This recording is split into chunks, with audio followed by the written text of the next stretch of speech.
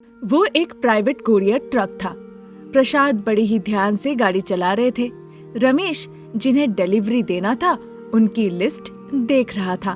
बेटा रमेश, आज का डिलीवरी कहाँ से शुरू करेंगे हम? शिव मंदिर से पिताजी।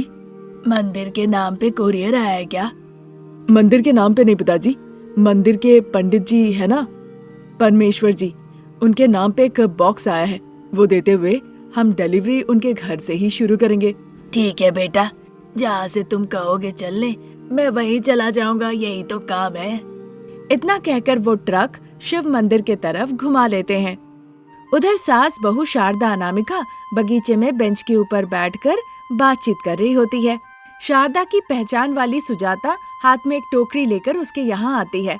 ये क्या अजूबा है, सास बहू बगीचे में बैठकर ऐसे मानो बात करी है जब तक ना खाना हजम हो जाए। क्या बात है सुजाता, जैसे ही तुमने हम दोनों को देखा तुम्हारे आंखें जल पड़ी।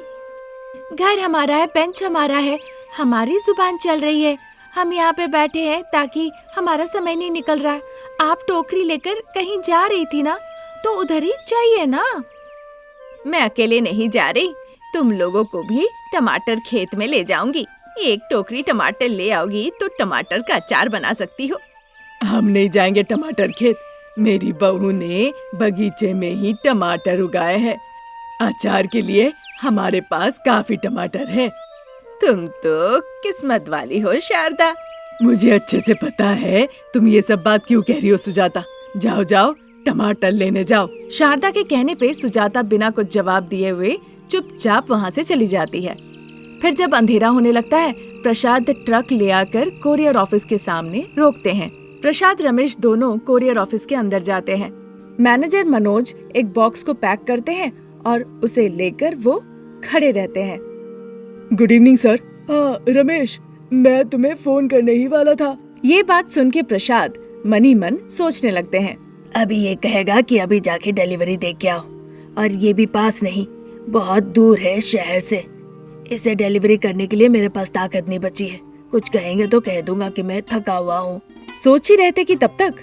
हाँ मिस्टर रमेश, तुम जाके तुरंत इसे डिलीवरी करके आओ। ये एड्रेस कस्टमर ने 3 बार फोन कर दिया। मैंने कहा कि अभी आसपास कोई डिलीवरी एग्जीक्यूटिव नहीं है। आपने बहुत अच्छा किया सर, कल सुबह हम जैसे ही आएंगे तुरंत हम इसे डिलीवरी कर देंगे। ऐसे कहोगे तो कैसे चलेगा? कस्टमर को सबसे पहले सर्विस देना होता है, तब जाके हमारी कंपनी पे लोग भरोसा करेंगे। लोगों को हमारे बारे में अच्छा बोलेंगे, तभी तो हमारा भी काम अच्छा होगा। ओके सर, हम इसे डिलीवरी करके वहीं से घर चले जाएंगे, फिर कल हम सुबह ऑफिस आएंगे। हाँ ओके रमेश, इसे ट्रक में रख दो। आप भी थोड़ा मदद कीजिए सर, ये बॉक्स बहुत भारी है। देखिए, हमें अपना काम अपने करना चाहिए, कहकर मनोज वहाँ से चले जाते हैं। उधर अमीर घर पे सोफे पे अरविंद बैठा होता है और फोन पे बातें कर रहा होता है। दादी, अभी भी नहीं मिला टमाटर अचार। वो कोरियर ऑफिस में फोन करके मैंने पूछा है। क्या बोला उन्होंने? उन्हें पता चल गया क्या वो टमाटर का अचार है और वो खा लिए? अरे नहीं दादी, वो ऐसा नहीं करते हैं। जिसका जो सामान है वो पहुंचा देते हैं। लगता है उनके पास स्टाफ नहीं थे, आते ही वो पहुंचा देंगे। एक बार उनका नंबर मुझे दो ना, मैं उनसे बात करती हूँ। नहीं नहीं, आपको बात करने की जरूरत नहीं है, आप उल्टा डांटने लगेंगी। वो आ जाएगा, आप अपना ख्याल रखिए। ऑफिस से लगता है मालिनी आ गई है, मैं आपसे बाद में बात करता हूँ। इतना कहकर वो फोन रख देता है। मालिनी थक हार के आती है और सोफे पे बैठ जाती है। उधर कोरियर ऑफिस में रमेश, प्रसाद, मनोज सभी देख रहे होते हैं टूटा हुआ टमाटर अचार का बोतल। अचार का तेल चारों तरफ बह रहा था। मनोज का सेलफोन बज उठता है। वो गुस्से से देखने लगता है। देखो, कस्टमर फोन कर रहा है, अब मैं क्या कहूँ? जो कुछ हुआ है सर बता दीजिए। कह दूंगा तो कंपनी को चूना लग जाएगा। हमने जानबूझ के तो नहीं किया है ना, बैलेंस खो जाने की वजह से ऐसा हो गया। मैं ये सब नहीं सुनने वाला। मन तो कर रहा है ना कि मुंह में जो आए मैं तुम लोगों को सुना दूं, पर इसलिए नहीं कह रहा हूँ क्योंकि आप रमेश के पिताजी हैं। कैसे करेंगे, क्या करेंगे, मुझे कुछ भी नहीं पता, लेकिन कल सुबह तक टमाटर का अचार का बोतल रेडी रहना चाहिए, नहीं तो। इतना कहकर वहाँ से वो चले जाते हैं। फिर कैबिन में जाके कुछ बातचीत करने लगते हैं। प्रसाद बहुत ज्यादा घबरा जाते हैं। बेटा रमेश, कल सुबह तक टमाटर अचार का बोतल हम कहाँ से लाएंगे? हाँ, परेशान मत होइए पिताजी, कई कंपनी है जो अचार बनाते हैं। घर जाने के बाद हम उनसे बात करेंगे। रमेश कह ही रहा था कि तब तक मनोज वहाँ पर आ जाते हैं। ये सब कुछ काम नहीं करने वाला। वो टमाटर अचार बनाकर गांव से उसकी दादी ने भेजा था। अब जब उसने इस तरह से कहा है, इसका मतलब ये है कि घर का कौन सा है और खरीदा हुआ कौन सा है वो समझ जाएगा। इतना भी बेवकूफ नहीं है, इसीलिए ध्यान रखना कि घर का बनाया हुआ अचार ही हो। इतना कहकर वहाँ से वो चला जाता है। तब तक पूरी तरह से अंधेरा हो चुका था। बाहर बत्ती जलने लगी थी। बच्चे हरीश और भव्या दरवाजे के पास खड़े होकर बस राह देख रहे थे। भैया, क्या पिताजी को याद है कि हमने क्या कहा था? अगर याद रहा तो वो ले आएंगे बहन, नहीं तो कल हमें क्लासरूम में मार खाना पड़ेगा। बच्चे बातें कर ही रहे थे कि प्रसाद और रमेश दुखी होकर घर लौट आते हैं और बगीचे में बेंच पे बैठ जाते हैं। ये बात बच्चे शारदा अनामिका को बताते हैं। बहू, जाओ जाके पीने का पानी ले आओ। ठीक है माँ जी, कहकर पानी का बोतल लेके बाहर निकल आती है। देखती है बाप बेटा दोनों दुखी होकर बैठे हुए हैं। उन्हें इस तरह से दुखी देखकर अनामिका परेशान हो जाती है। वो शारदा के पास लौट आती है, फिर शारदा को पूरी बात बताती है। ये सुनते ही शारदा जल्दी जल्दी से उनके पास जाती है। क्या हो गया बेटा, तुम लोग ऐसे दुखी क्यों हो? शारदा के पूछने पर रमेश ऑफिस में जो कुछ हुआ वो सब कुछ खुल के बताता है। सुन के शारदा को भी बुरा लगता है। अरे ऐसा हो गया क्या? पर तुम लोगों ने तो जानबूझ के नहीं किया ना? हमने भी वही कहा, पर मनोज सर ने कुछ नहीं सुना। उन्होंने कह दिया कि घर का बना हुआ टमाटर अचार ही चाहिए। इस मामले को लेकर वो बहुत गंभीर भी है। और अगर हम नहीं दे पाएंगे तो क्या होगा पिताजी? और क्या होगा, कस्टमर हमारे खिलाफ कोर्ट में केस भी कर सकता है। ये सुनकर तो सास बहू बहुत डर जाती है। फिर अचानक से रमेश को याद आती है। माँ, आपने कहा था ना कि आप घर के लिए टमाटर अचार बनाइए, वो है क्या? हाँ, मैंने बनाया तो था बेटा। शारदा की बातें सुन के प्रसाद और रमेश थोड़ी राहत की सांसें लेते हैं। पिताजी, सास बहू का बनाया हुआ घर का अचार ही शायद आज हमें बचा सकता है और इस समस्या का समाधान बन सकता है। इस तरह कहने पे सास बहू बिना कुछ कहे अंदर चली जाती है। अगले दिन टमाटर के अचार का बोतल लेकर प्रसाद और रमेश सीधा ऑफिस पहुंचते हैं। मनोज ये देखकर बहुत खुश होते हैं। प्रसाद और रमेश ट्रक में उस सामान को लेकर डिलीवरी के लिए अरविंद के घर पे चले जाते हैं। इसी तरह दिन निकल रहे थे। दादी माँ का बनाया हुआ टमाटर अचार बहुत ही स्वादिष्ट था। अरविंद और मालिनी लगातार उस अचार को खाए और अपने जान पहचान वालों को बांटे भी, जिस वजह से टमाटर अचार खत्म हो जाता है। हेलो दादी, आपका टमाटर अचार अब खत्म हो गया, बड़ा ही अच्छा था। अगर हो सके तो थोड़ा और बना के भेज दीजिए ना। इस तरह कहने पे दादी फिर से टमाटर अचार भेज देती है। रमेश और प्रसाद जाके फिर डिलीवरी करके आते हैं, पर इस बार रमेश और प्रसाद बहुत ख्याल रखते हैं और अचार सही सलामत घर पे पहुंचा आते हैं। लेकिन दादी का भेजा हुआ अचार इस बार उन्हें पसंद नहीं आता। ये बात अरविंद अपनी दादी को फोन करके बताता है। पहले तो यही पसंद आया, अब क्यों नहीं आ रहा है? दादी, तो क्या पिछली बार आपने दूसरा टमाटर अचार भेजा था? यही था। अब दोनों के बीच टमाटर अचार को लेकर लड़ाई हो जाती है। इसका मतलब है कि इस बीच में कुछ न कुछ तो हुआ है। इस तरह सोचने के बाद अरविंद कोरियर ऑफिस में फोन लगाता है। जाके मनोज से मिलता है। मनोज रमेश और प्रसाद से उसकी परिचय करा देते हैं। रमेश, सास बहू के टमाटर के अचार बड़े ही स्वादिष्ट है। जिसे भी मैंने चखाया है सभी लोग मुझसे टमाटर अचार मांग रहे हैं। सास बहू को जाके कहिए टमाटर अचार का व्यापार करने के लिए, बहुत ही स्वादिष्ट है और मेरा पूरा सहयोग भी है आप लोगों के साथ। इतना कहकर अरविंद वहाँ से चला जाता है। उस रात रमेश और प्रसाद शाम में घर लौट आते हैं। फिर जो कुछ हुआ था टमाटर अचार को लेके सास बहू को पूरी बात वो बताते हैं। उनकी बातें सुन के सास बहू भी बहुत खुश होती हैं। अगर ऐसी बात है तो हमें टमाटर अचार बेचना चाहिए, क्या कहती हो बहू? आपकी बातों को आज तक कभी ना कहा है माँ जी। उस दिन से सास बहू दोनों मिलके टमाटर अचार बनाकर बाजार में बेचना शुरू करती है। घर पे उनके द्वारा बनाए गए टमाटर अचार का स्वाद बड़ा ही अद्भुत होता है, सभी को बड़ा पसंद आता है और इस तरह टमाटर अचार की वजह से सास बहू का नाम भी फेमस हो जाता है। वो एक गरीब का घर था। शारदा बैठी हुई थी और गोबर मल रही थी। तभी शारदा के घर में जो नौकरानी काम करती थी कमला, वो भागते हुए बाहर निकल आती है। क्या हुआ कमला, तुम इस तरह अंदर से भागते हुए बाहर क्यों आई? मालकिन, आपसे मिलने के लिए अमेरिका से एक महिला आई है, गेट के पास खड़ी है। उसे मैं अंदर ले आऊं क्या? एक अंग्रेजन मुझसे मिलने आई है? तुम गाय खाने वाली बिचाली खाली हो क्या, जो ऐसी बहकी बहकी बातें कर रही हो? मैं कहूंगी तो आपको भरोसा नहीं होगा। ठीक है, मैं उन्हें अंदर लेके आती हूँ। इस तरह कहकर वो बाहर निकल आती है, जहाँ घर के बाहर एक महंगी गाड़ी और अमेरिका से आई अनामिका खड़ी थी। कमला आंटी, आपकी मालकिन ने क्या कहा? वो मेरी मालकिन नहीं, इस गांव की सबसे बुजुर्ग है। उनका नाम है शारदा। थोड़ा इज्जत से बात करो। चलो मैडम के पास चलो, वो दिल की बड़ी अच्छी है। जो भी उनके पास मदद के लिए आता है वो उन्हें जरूर मदद करती है। हर किसी को वो अपना समझती है।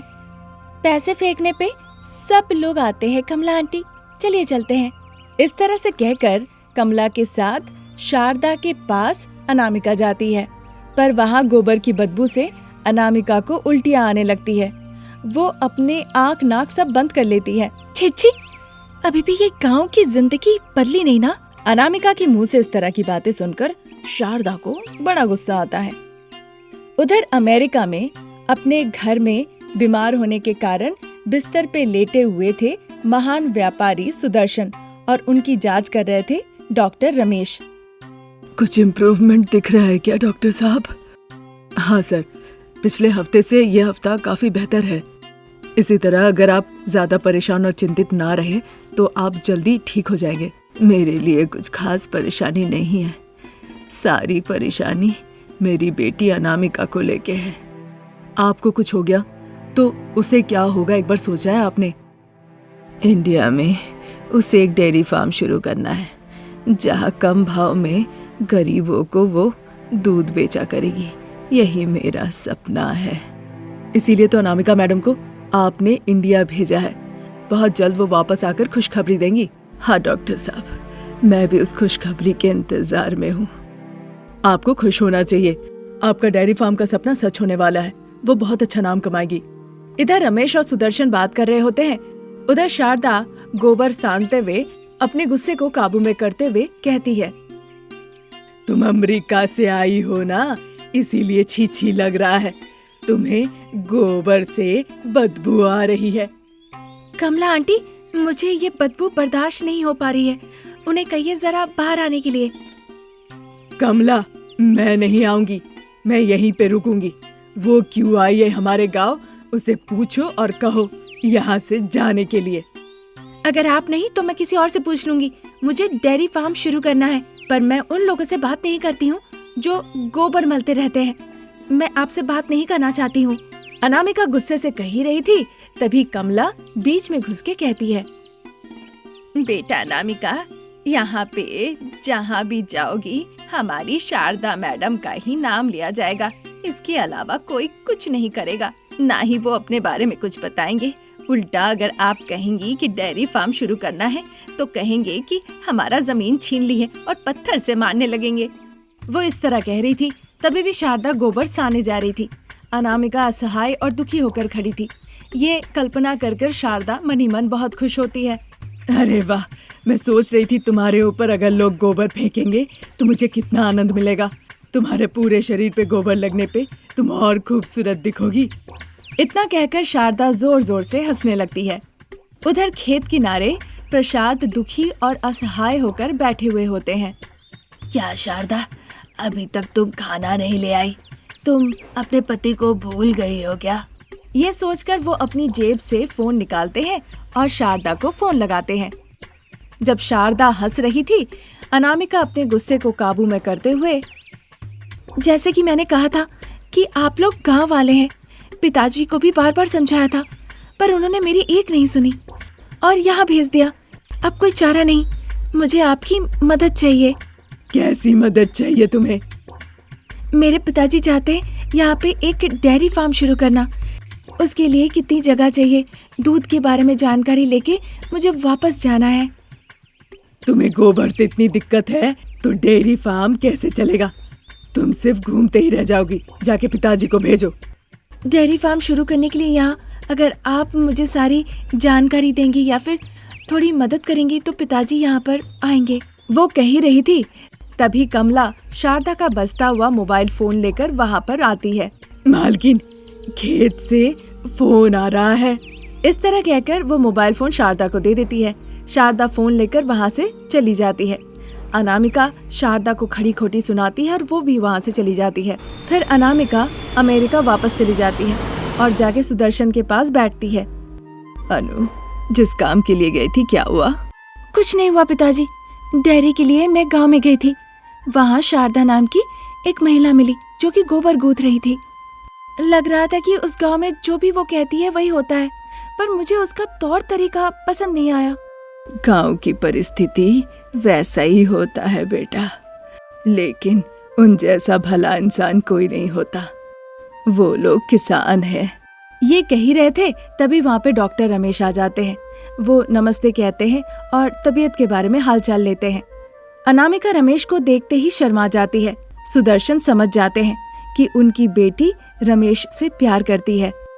डॉक्टर राम, मेरी बेटी अनामिका आपसे कुछ बात करना चाहती है। ओके सर, बताइए अनामिका, आप मुझसे क्या बात करना चाहती हैं? आपके पिताजी की सेहत अच्छी है, ज्यादा सोचने की जरूरत नहीं। वो बात नहीं डॉक्टर साहब, आपके पर्सनल लाइफ के बारे में। समझ गया सर, पर उससे पहले मैं कुछ कहना चाहता हूँ। झूठ मत कहिएगा राम कि आप पहले से ही शादीशुदा हैं। मैं शादीशुदा नहीं हूँ, पर मेरी माँ एक लड़की को पसंद कर रखी है और उसे ही बहू बनाना चाहती है। बस मुझे वहाँ पे जाना है और उससे शादी करनी है। रमेश की बातें सुनकर अनामिका आश्चर्य हो जाती है। सुदर्शन कुछ नहीं बोलते हैं। फिर अनामिका कहने लगती है, आपकी माँ की पसंद ही सब कुछ है क्या? आपकी पसंद नापसंद कुछ नहीं है? नहीं अनु, मेरे लिए मेरी माँ ही सब कुछ है। वो जो कहती है मैं वही करता हूँ। इस तरह वो कहता है। फिर अनामिका रमेश के माता पिता के बारे में पूरी जानकारी लेती है। रमेश वहाँ से चला जाता है। पिताजी, मैं फिर से इंडिया जाना चाहती हूँ। इस बार मैं राम के माँ से मिलूंगी। वो जैसा कहेंगी उनके कहे मुताबिक मैं सब कुछ करूंगी। मैं वो सब कुछ करूंगी जिससे मैं राम के लायक बन सकूं। मैं राम को फिर जीत लूंगी। ओके बेबी, ध्यान रखना। इस तरह कहने के बाद अनामिका सीधा फ्लाइट पकड़ के अमेरिका से रमेश के घर पे आ जाती है। उधर घर के सामने शारदा अमृता को पसंद करती थी, उससे बातचीत कर रही होती है। तभी वहाँ पे अनामिका आके हाजिर होती है। अनामिका को देखती शारदा पहचान लेती है, पर अनामिका दुखी हो जाती है और मनी मन सोचती है, ओह शिट, यही राम की माँ है। अब तो मैं राम से शादी नहीं कर सकती। जब मैं आई थी तब जैसे तैसे बात की थी, गोबर देखकर परेशान हो गई थी। अब मैं फिर से आई हूँ ये पूछने के लिए कि मैं राम से शादी करना चाहती हूँ। सोच ही रही थी तब तक।